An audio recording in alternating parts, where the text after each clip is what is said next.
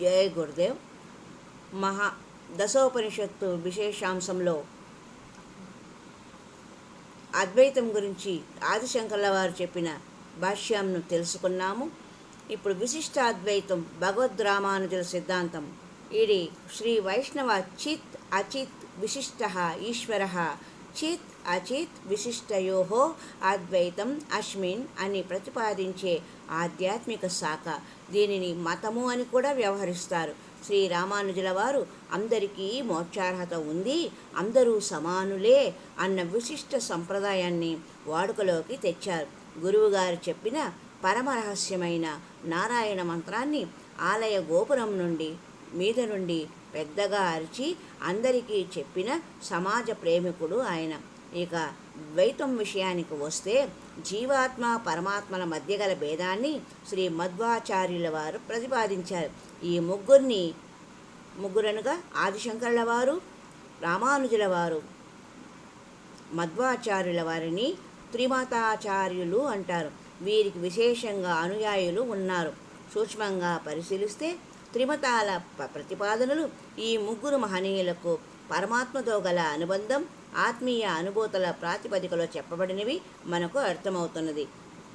భగవద్గీత ప్రస్థానత్రయం గురించి 13వ అధ్యాయం 4వ శ్లోకంలో ఇలా ఉంటుంది: ఋషిభిః బహుధా గీతం ఛందోభిః వివిధైః పృథక్ బ్రహ్మసూత్రం పదైః చైవ హేతుమరిద్భిః విలిచ్చితైః.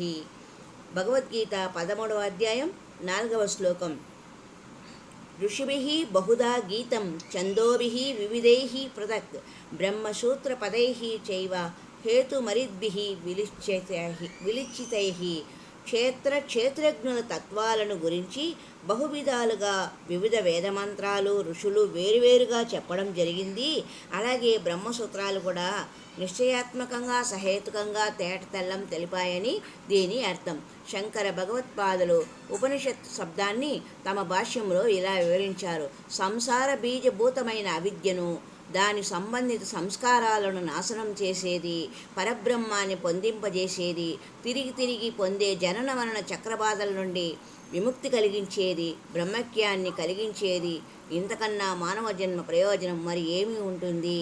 జన్మలలోకెల్లా ఉత్తమమైన మానవ జన్మ మనకు చివరిది కావాలి. అలా కావాలంటే మనము ప్రస్థానత్రయం అనే 3 అడుగుల్ని వేసి త్రివిక్రముడిలా ఆత్మను భూత వర్తమాన భవిష్యత్ దశలకు అతీతంగా రూపొందించుకొని ప్రత్యేగాత్మలో లీనం కావాలి.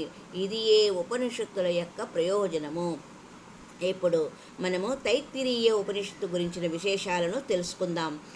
ఈ ఉపనిషత్తు తైత్తిరీయ అరణ్యకంలోని 7, 8, 9 అధ్యాయాలకు సంబంధించినది.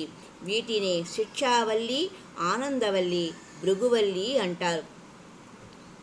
ఈ తైత్తిరీయ ఉపనిషత్తుకు సంబంధించిన విశేషాలను మరి యొక్క సంచికలో తెలుసుకుందాం. హరి ఓం తత్సత్.